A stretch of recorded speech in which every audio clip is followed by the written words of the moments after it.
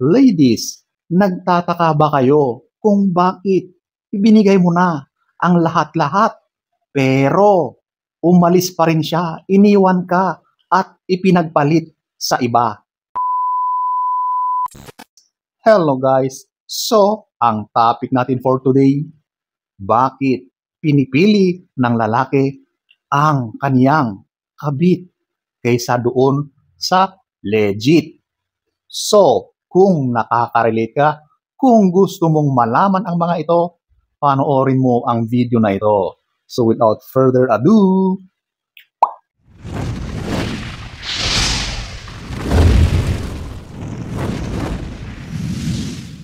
whoops, disclaimer muna tayo. So, itong mga babanggitin ko, maaring marami ang kontra dito. Masakit talagang isipin na napakababaw ng mga dahilan, pero ito talaga ang nangyayari. 2,000 years later.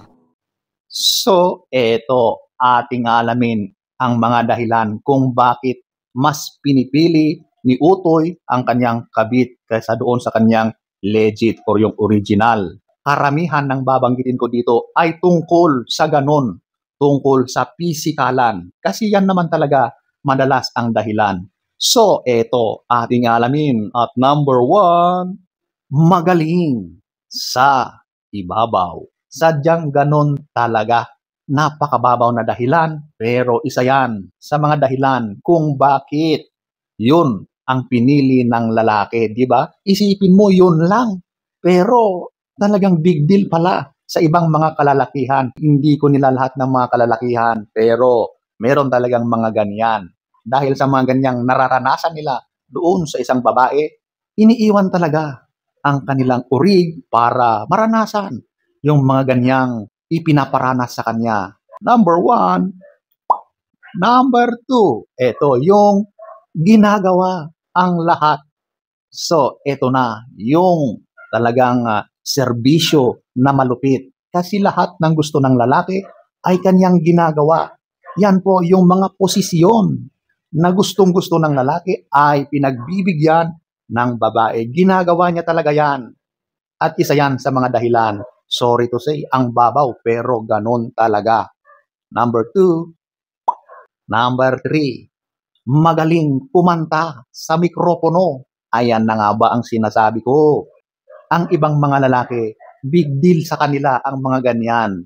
Kaya kapag yung legit, yung original ay ayaw nang gawin ang mga yan, siguradong hahanapin niya yan doon sa iba.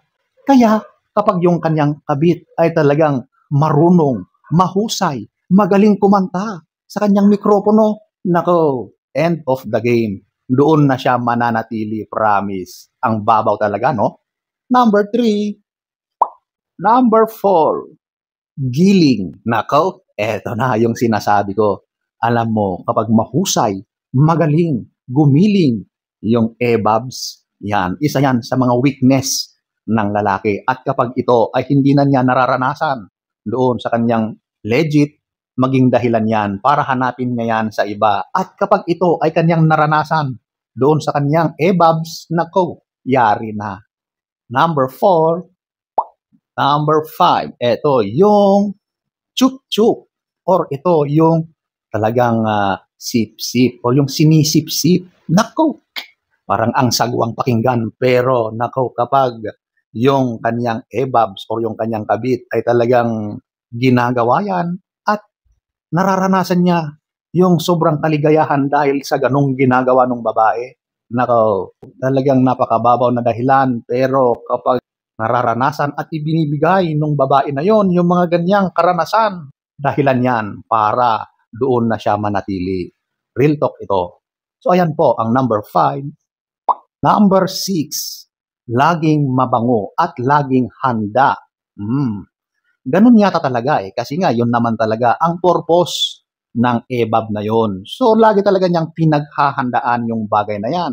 So literal na mabango yan kumpara doon kay legit na syempre marami na yang ginagawa, abala yan sa gawaing bahay, sa trabaho, sa paghahanap buhay, sa pagtutulong kay partner, pag-aalaga ng mga anak.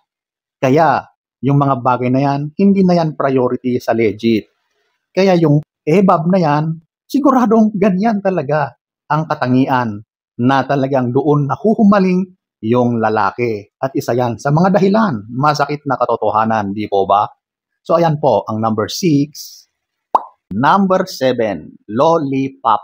Mahusay daw sa ganyan. So parang pareho ito doon sa magaling kumanta. Ito na rin yon. So alam mo, yung mga ganitong bagay, kapag talagang mahusay yung EBAB na mag-lollipop, sigurado yan, nahahanap-hanapin ng lalaki yan. Napakababaw talaga ang mga dahilan. Pero yung mga mababaw na yan, yan naman talaga ang hinahanap nila. So ayan po, ang number 7. Number 8, ito yung laging nakapulupot. Ay, grabe ako. Alam nyo, ganyan talaga kasi wala naman siyang ibang pinagkakaabalahan, kundi yun lang. So talagang ang lahat ng oras ay talagang yun ang ibibigay niya doon sa lalaki. Kaya pulupot ang katapat niyan. Kaya nga si lalaki ay nahuhumaling dyan eh. Kasi hindi na niya ito nararanasan doon sa kanyang legit. Pinuluputan ba naman, ayaw nang magpumiglas. So ayan po, ang number 8. Number 9, maraming special skills. So, ano ba yung special skills na yan? Alam mo na, patungkol sa ganung bagay, talagang mahusay yan. Ibinibigay niya ang lahat para yung lalaki ay hindi na babalik doon sa kanyang pinanggalingan. Yan talaga yung special skills niya. Siguradong kapag natikman siya, nung lalaki ay mahuhumaling na sa kanya dahil sa kanyang mga mahusay at mga maraming kaalaman sa ganyang mga larangan. Number 9, number 10, laging handa at available. Ganon naman talaga. Kasi yun lang naman ang talagang ino-offer ng EBABs na yan doon sa lalaki. So talagang pinaghahandaan niya yan lagi. At always available. Kasi kapag hindi siya available, maaari siyang ipagpalit ng lalaki. Kaya lahat-lahat ay ginagawa nung EBABs na yan, okay? Siyempre, yung mga ganitong bagay, hindi na yan priority nung legit kasi marami na siyang pinagkakaabalahan, okay? Number 10, ito, yung overload. Grabe, parang napapauso na, parang pares to. Ano yun, pares overload? Ganon din daw sa ganitong bagay. Kaya kapag yung EBABs ay overload sa kanyang karunungan, sa kanyang kagalingan, sa ginagawa niya doon sa lalaki, nakaw sigurado na yan, hulog na sa bitag ang lalaki. Hindi na yan makakaalis kasi hahanap-hanapin na niya yung overload na yan. Yan na po yung talagang kahusayan, kagalingan, yung ginagawa sa kanya nung EBABs. So, ayan po ang iilan sa napakaraming dahilan kung bakit mas pinili ng lalaki yung ibang EBABs. So, sana ay nagustuhan nyo ang ating topic for today. Next story time, don't forget to subscribe